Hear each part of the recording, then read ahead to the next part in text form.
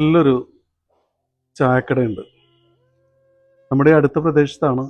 കുറേ ദിവസമായിട്ട് ഞാൻ ആഗ്രഹിക്കുന്നതാണ് അവിടെ പോയിട്ടൊരു ചായ കുടിക്കുന്നത്.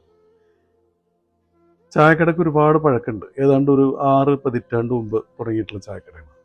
പക്ഷെ ഇത്ര കാലമായിട്ട് എല്ലാ പ്രാവശ്യവും നാട്ടിൽ വരുമ്പോൾ ഞാൻ വിചാരിക്കും അവിടെ പോയിട്ട് ചായ കുടിക്കണമെന്ന്. അപ്പോൾ ഇന്നലെ വൈകിട്ട് എൻ്റെ സുഹൃത്ത് സലീം വന്നപ്പോൾ പറഞ്ഞു നമുക്ക് ഒരുമിച്ച് പോവാം എന്ന് പറഞ്ഞു. അപ്പോൾ ഞാൻ സലീമിനെ കാത്തിരിക്കുകയാണ്. അപ്പോൾ സലീം വന്നിട്ട് ഞങ്ങൾ ഒരുമിച്ച് ഇന്ന് അവിടെ പോയിട്ട് ചായ കുടിക്കും. ആ ചായക്കടക്ക് നാട്ടുകാർ സ്നേഹപൂർവ്വം വിളിക്കുന്നൊരു പേരുണ്ട്, അമ്മായി പീടിക. അപ്പം ഇന്ന് ആ ചായക്കടയിൽ പോയിട്ട് അവിടുത്തെ കുറച്ച് കാഴ്ചകളും വിശേഷങ്ങളും ഒക്കെ നമുക്ക് കാണാം.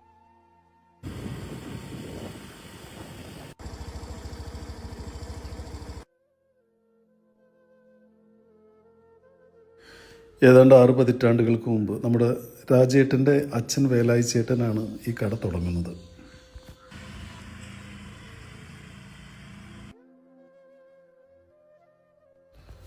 വടക്കേക്കാട് മുക്കിലെ പീടികയിൽ നിന്ന് കൊച്ചനൂർ പോകുന്ന വഴിയിലാണ് നമ്മുടെ അമ്മായി പീടിക. ഈ കടയുടെ ഓണറായ നമ്മുടെ രാജേട്ടൻ ഓളിനോളാണ്. കട മുതലാളി, പാചകക്കാരൻ, സപ്ലയർ, അങ്ങനെ എല്ലാം ഒരാൾ തന്നെ. മുമ്പ് അദ്ദേഹത്തിന്റെ ഭാര്യയൊക്കെ സഹായത്തിന് വരുമായിരുന്നു. നിങ്ങളുടെ പേരെന്താണ്? രാജേട്ടല്ലേ? ആണല്ലേ? 58 തുടങ്ങി. ഈ കടയുടെ പ്രത്യേകത എന്താണെന്ന് വെച്ചാൽ ഇലക്ട്രിസിറ്റി ഇല്ല. പിന്നെ ആകെ ഉള്ളത് 2-3 വിഭവങ്ങൾ മാത്രം. 45 കൊല്ലം ഇവിടെ വരാൻ തുടങ്ങി. ഈ പറമ്പിന്റെ ഉടമസ്ഥന്റെ വീടാണ് പിന്നാമ്പുറത്ത് പണി നടന്നുകൊണ്ടിരിക്കുന്നത്. ആ കെട്ടിടത്തിന്റെ പണി തീരുന്നതോടുകൂടി ഈ കട പൊളിച്ചു കളയാനാണ് തീരുമാനം.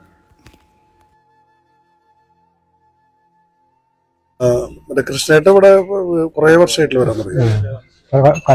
എത്ര വർഷമായിട്ടുണ്ടാകും? ഇത് കട തുടങ്ങിയ അവിടെ വേറെ ചെയ്യുന്നുണ്ട്.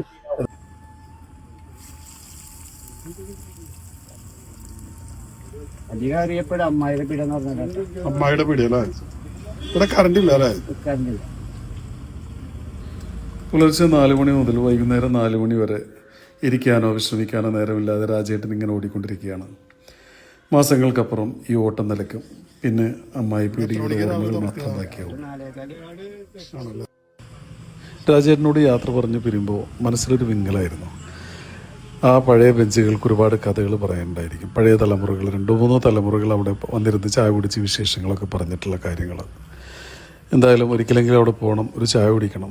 മാസങ്ങൾക്കകം ഓർമ്മയാകുന്നൊരു ചായക്കടയാണത്.